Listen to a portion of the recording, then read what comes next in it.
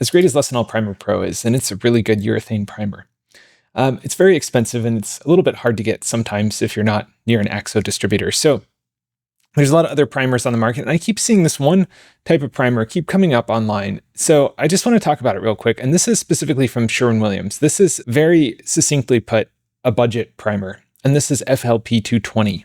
And this is a direct metal urethane primer. This question came up last week on the live call. So I'm hoping this helps more than just one person out there. But Bill, this one's for you.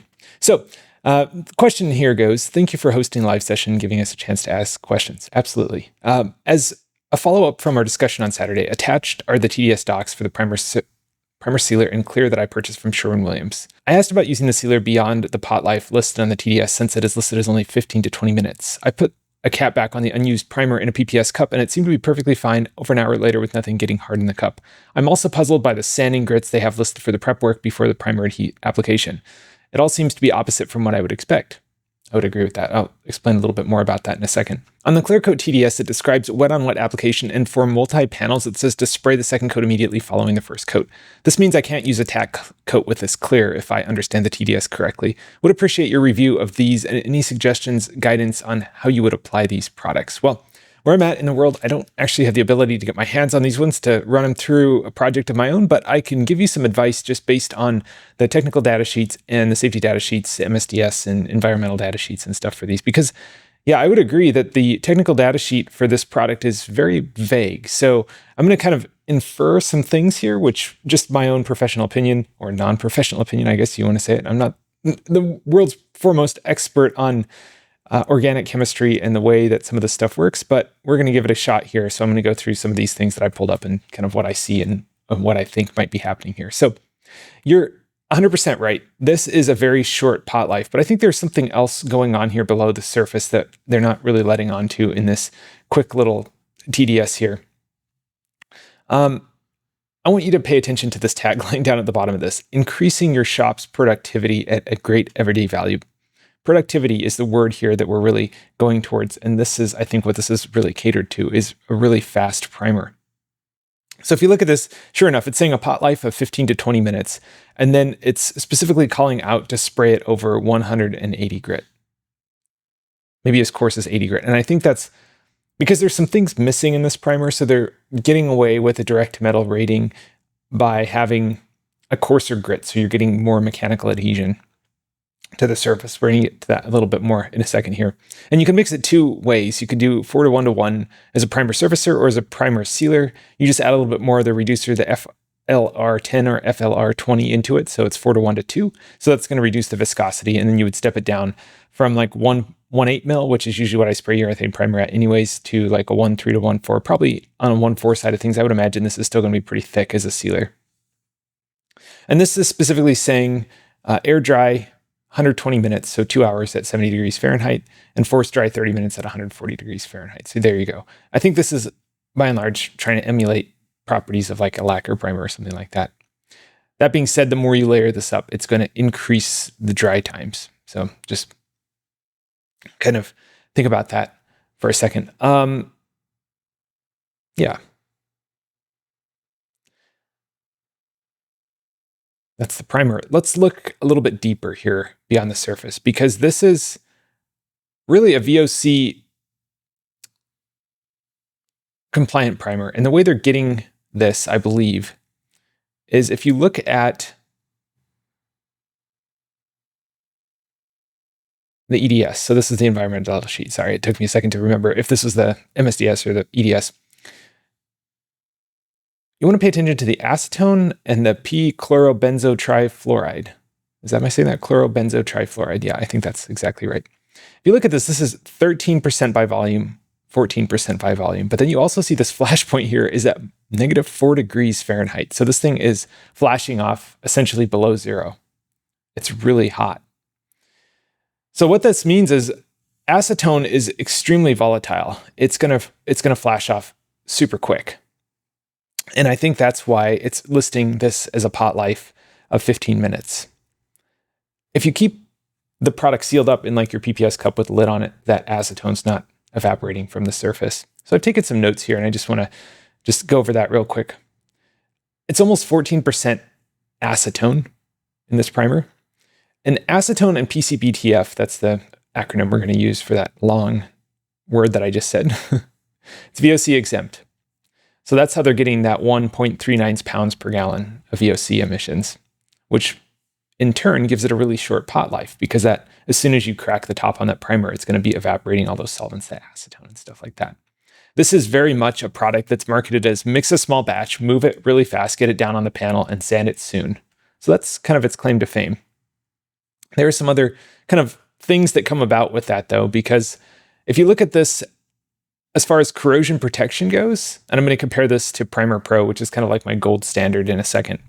If you look at zinc as a percentage by weight here, it's only 2% zinc. So this tells me this isn't really going to have great zinc properties, and zinc is essentially what is a great corrosion protection element in a lot of these primers. It's also really toxic to marine life and fish, though, so it's brutal on that. So that's why it's classified a lot as a hazardous material. And then if we kind of go through this whole environmental safety data sheet, stuff like that, there's all sorts of different tests that they've done on this. And we look at the safety data sheet.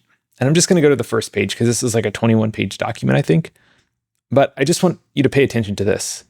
These two words here, category 1, skin sensitization, and essentially a carcinogen risk. And this is a category 1 and a category 1. So this is pretty hot stuff. This is hazardous to your health. And that a lot is due to the high amount of acetone in it. So VOC exempt, but it has its own health risks. So you just want to really make sure that you wear PPE. Ideally sand this out outside if you can, or in a really well ventilated space. Maybe wear a respirator as you're sanding it, and make sure you wear gloves. So just be careful with that. Okay, enough about that. Let's look at Primer Pro, because this is kind of my go-to direct metal urethane. And this is what I really like to use. It's definitely more expensive.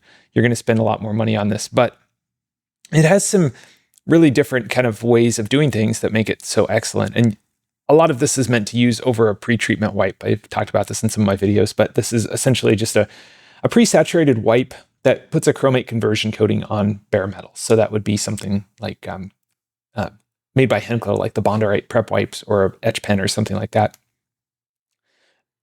I'm not 100% sure. You would need to contact the manufacturer on FastLine if you could use a similar product like that, an etch wipe under this. My guess is probably not, but I could be wrong. I think they're going a lot on mechanical adhesion with this, with the 100 or 80 to 180 sanding grit. But AXO also calls out that same kind of grit range here, 80 to 120, if you're doing this as a primer surfacer. But if you come over here and you do it as a primer sealer, I spray this over 400 grit all the time, as long as I do the pre-treatment wipe, and I have really great luck with it. And I would almost say I would test this product that you got from, if you're trying to do this with your own projects and just use it as a sealer, I would test this on a project maybe that you're just kind of playing around with, something that isn't necessarily make or break, and see if it sticks. Put it down, put it over 400 grit, or maybe be a little bit more conservative, a little bit more careful, go over 320 grit as a sealer. Spray it out, let it fully cure up, maybe put some base clear on top of it, just see how it works. And then get like the stickiest tape you can find after it cures up for like a week, and just stick it to it and try to peel it off. Maybe do a flake test, maybe hit it with some rocks or something and see if it chips really badly. And that essentially is going to tell you how well it's stuck to the bare metal. That would be my like destructive test right off the bat. But yeah, this Primer Pro, you can mix it 3 to 1 to 1, and this has a much higher flash point. This usually flashes off somewhere between 70 to 77 degrees, whereas this FastLine is at minus 4 degrees Fahrenheit. So a much faster flashing solvent in this, and that's just because of that acetone. Now I want to look at the safety data sheet real quick for Primer Pro, because this is going to be kind of the different chemistry in this. Specifically, we're looking at the solvents that are in it, and then the amount of zinc. So this is mainly using xylene as a carrier, which is a lot slower of a solvent, and then ethyl benzene, but this is also carcinogen. This is hazardous to your health, and this is one of the reasons that this is rated a class 2 chemical. You see this little line here, it says trizinc bis-orthophosphate. This is 10 to 25%, somewhere in there.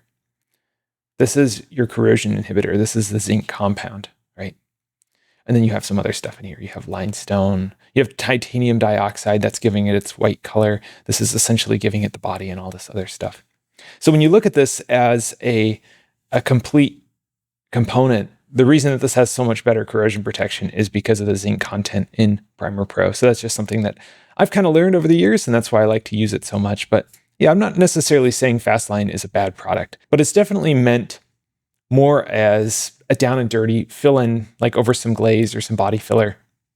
Use it as a product that essentially is meant to fill in. So you're going to put this over body filler areas or body worked areas or feathered areas that you want to level the surface on. You let it sit, you come back and you sand it, and then you sand it up to like 600 grit. And then maybe you would use a different sealer on top of it, or you would just go straight to base coat and then clear coat. Anyway, that's how I would use it. I don't know if I would necessarily recommend using this as a sealer per se, like you would Primer Pro, because that flash point is so low. My guess is this is going to flash off really quick. And if you do a full panel, you're going to be fighting it and you're going to be getting sand piling, which is where it flashes off so fast that by the time you get to like one side of a hood, you start on one side and you work across the hood. By the time you get to the last bit, the first part that you sprayed is already going to be flashed off and you're going to get like that really gritty, kind of nasty texture on it. Sure, you can kind of mitigate that by using a 1K blending solvent like U-Pull Blend number 9 or Sikkens SRA. Some manufacturers have it in a liquid form too that you can pour into a spray gun and spray it out. And that essentially will help relax what you've just sprayed and let it flow out a little bit more. But yeah, now that's part one of this question on Makeup Match. The other part here pertains directly to the clear coat that you were talking about. And this is DC5020 clear. So let's look at this real quick. This is 4 to 1 to 1 clear. And what we see here, looking at this a little bit closer, is it's meant to go as a back-to-back clear, a wet on wet or a limited flash application. And this is a lot like Sikkens 250, which is one of my favorite clears. But what this is really meant for is a production environment. So as it locks together, it's going to flash off and it's going to chemically become a little bit more inert. So I would definitely follow this tech sheet verbatim. Apply 2 wet coats with no flash time between coats at a gun distance of 5 to 7 inches. Flash time between coats is not necessary. 2 to 3 minutes is the maximum flash time between coats. Desired film build 2 to 2.5 mils dry. Please consult your technical representative for training on wet single application technique. This technique is preferred and enhances, and this is key right here, enhances shop productivity once the technician has been trained.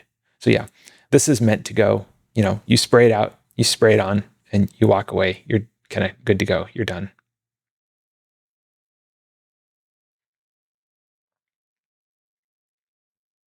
And you'll notice this here is just pretty much like it's ready to buff. It's ready to go 30 minutes after cooldown. So baking at 30 minutes at 120 degrees, which is that's actually a fairly low bake temperature. So that's pretty cool to see. A lot of times it's like 130, 140 degrees. Yeah, that's pretty much the way that this is meant to be applied. Now, I do see one line that kind of like makes me look at it a little bit sideways, and you might want to play around with it and see how it works. But it says maximum flash time between coats of clear coat is 30 minutes. So that tells me if you want to maybe let it tack up just a tiny bit and then hammer on the next coat, you could. But yeah, I think you're going to get the most amount of gloss and the most factory finish by using a gun like a WS400 or a DV1 or maybe a Porfis PRD 817 or an LPH 400, like one of those really one of those guns that has a really great characteristic atomization, or the Harbor Freight Black Widow HTE, something like that. And just spray on your first coat, start at the bottom of the panel, work up. And that's just so by the time you get to the top of the panel, the overspray that's falling down is landing in the wet clear and it's not sand piling, not getting too textured at the bottom. And then just go back and do that same pass up again. And you might find that you kind of have to like get a hang for it when you do this, because it's going to look a little nasty. It's going to look like, oh, I need to add more on there. But I would implore you to give it a try, play around with it. And you might find that when you walk away for 5 minutes after you sprayed your second coat, it will have relaxed into like a beautiful finish that looks very factory. That would be kind of shooting from the hip what's going to happen, what I think might happen with this clear coat. Anyway, that's pretty much it in a nutshell. I like a lot of Sherwin-Williams stuff, especially since they've been acquiring so many companies. So yeah, I'd be interested in seeing the progress that you make on your project over in Makeup Match. Thanks so much for the question, Bill. I hope this one was helpful. Catch you in the next one.